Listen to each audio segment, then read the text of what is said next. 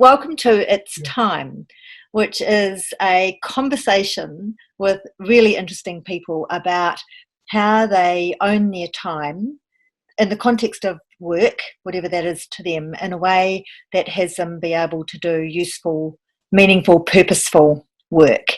And right now, as we're all stuck in bubbles, COVID bubbles, it's no more important time for people that I'm hearing, when I speak to, that to be able to do work that's useful and purposeful, and sometimes getting really busy gets in the way. So I want to capture people's experiences while they're in the bubble and find out what might be useful to let go on the way out or take with them on the way out, so that their work environment is better than it was in some way before they went in, and what might get in the way. So some of the questions will be around that.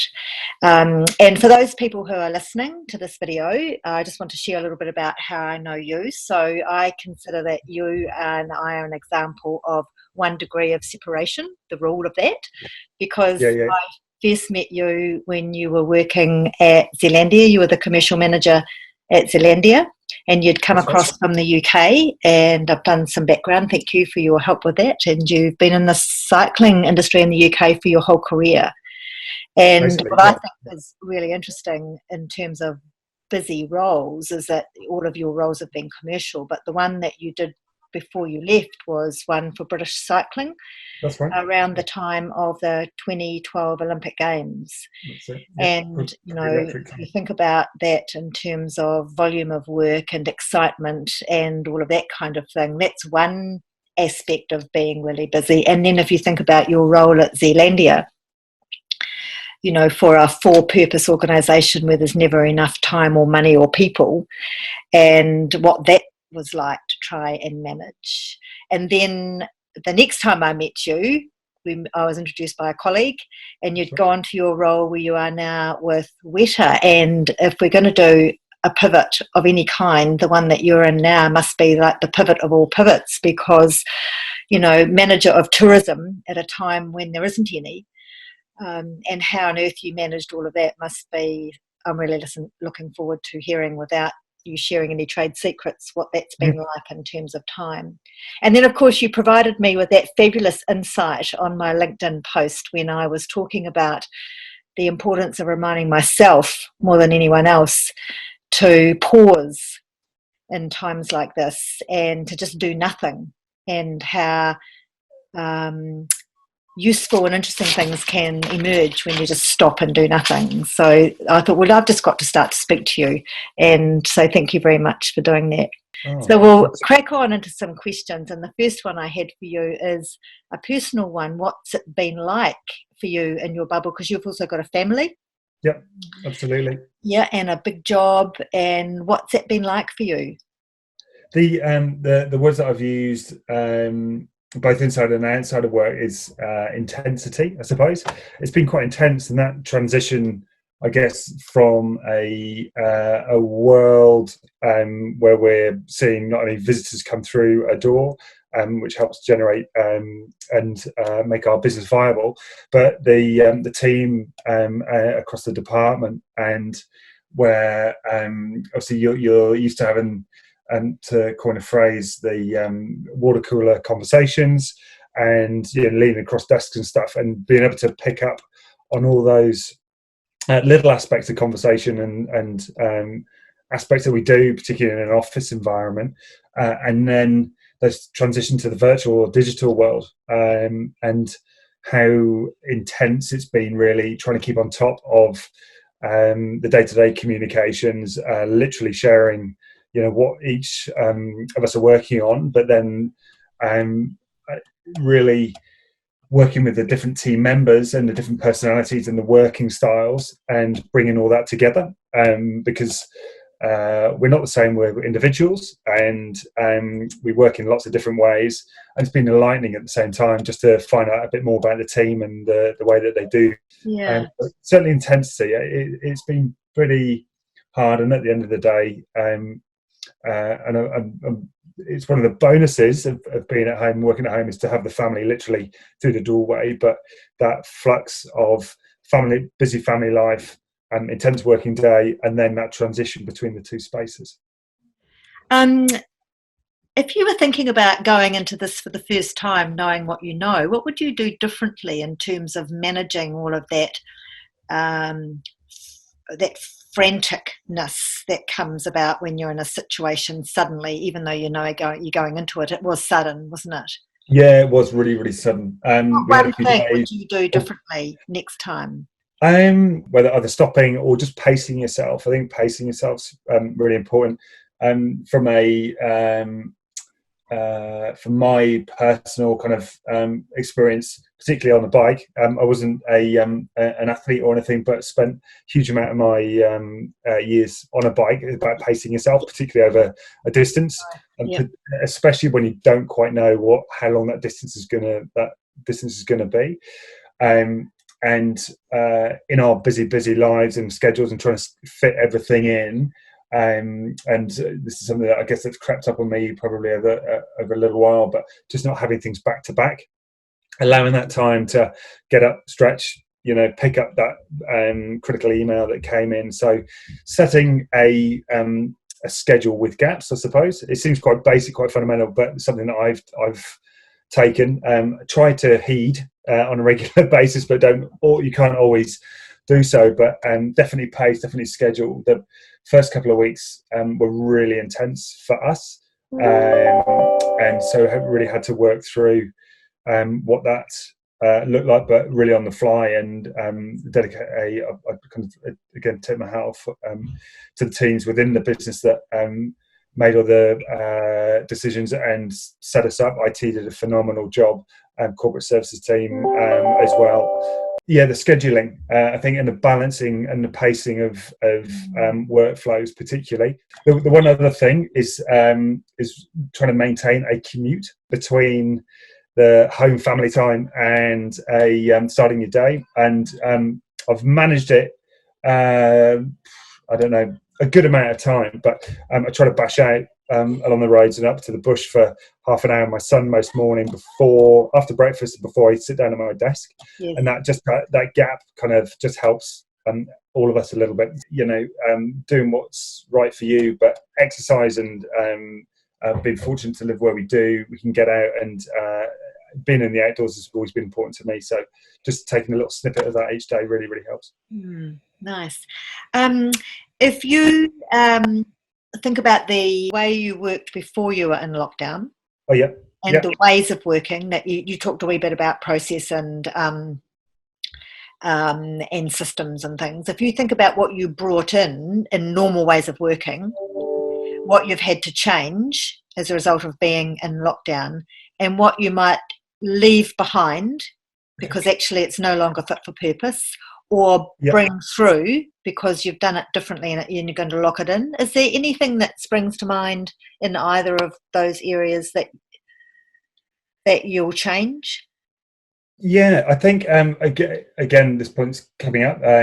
The tuning into the individuals and not pigeonholing. It sounds, but really tuning into the individuals and how individuals work, and not necessarily by the area which they work in or what skills they undertake, but just understanding that little extra detail, I suppose, and helping the team leaders, I suppose, get the most out of the teams. I think that's probably a consequence of just a bit of time and a bit of change of focus and a bit of growth within the business, I suppose.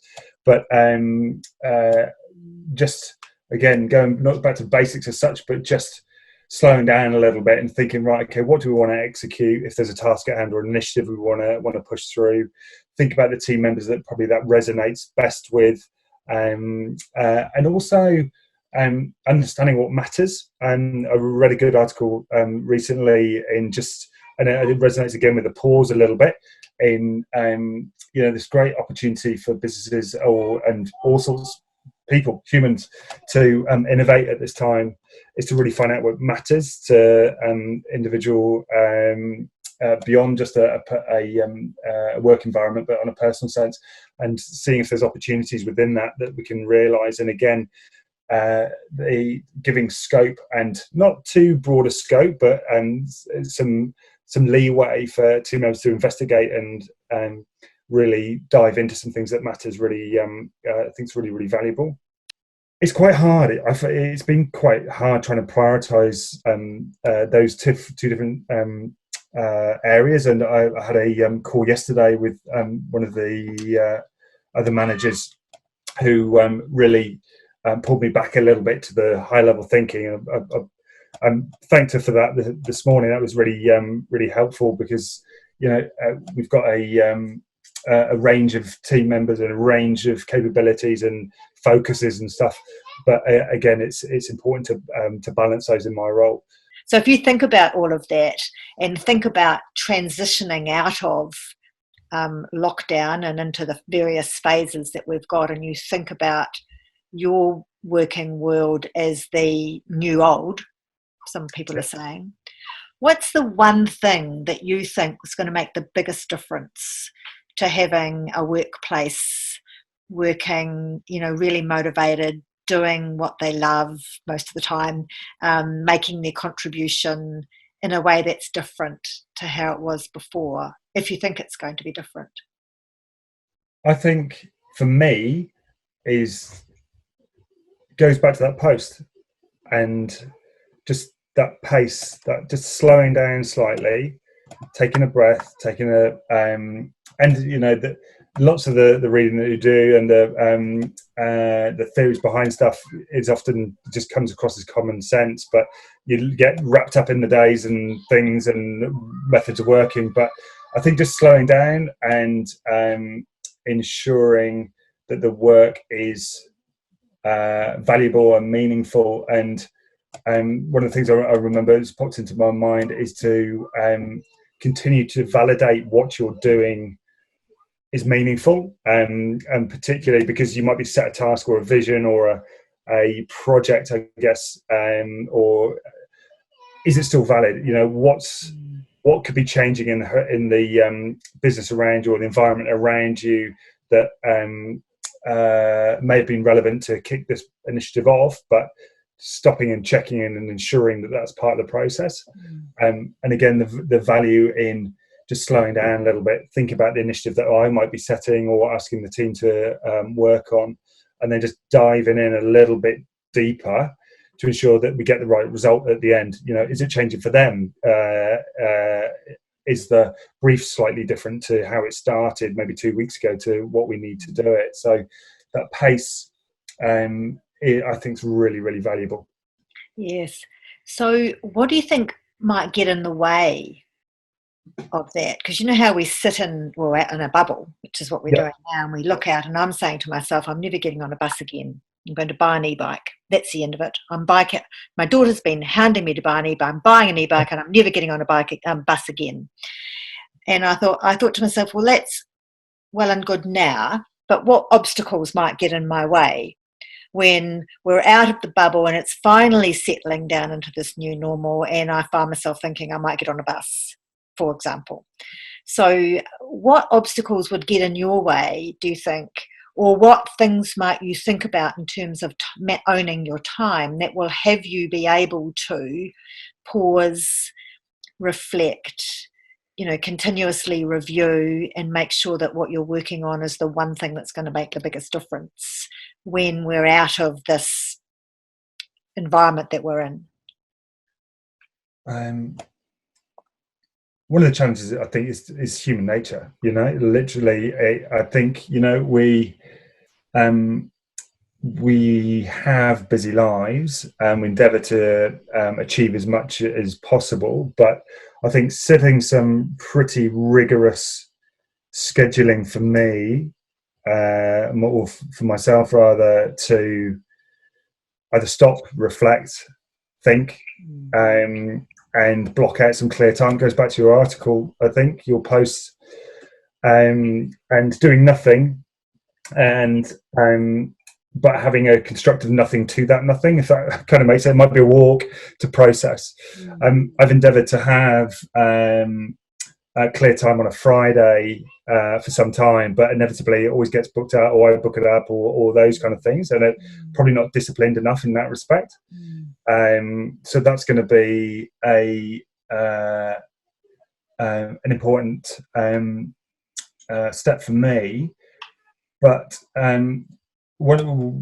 probably socializing that with the team as well. So actually saying, look, guys, I'm trying to keep Fridays or whatever it might be, it may be 4 to 5 every day free, and verbalizing my intention to really, so the team understand that this is the time where I can collate the day's work or think about the next day, and really have that kind of processing or unpicking time.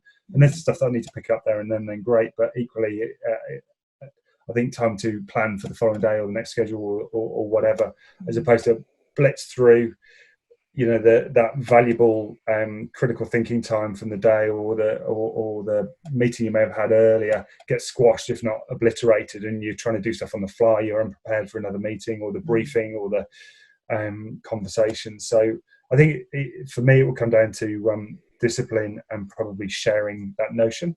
So what do I value most and have learned from this really challenging time is the diversity and the different characters, the different skills, the different backgrounds, the different nationalities that we work with, and what that's all meant in coming together at this time to get on with all sorts of different aspects and lines of work to continue to push the business forward and, all being well, see through this this challenging time, really.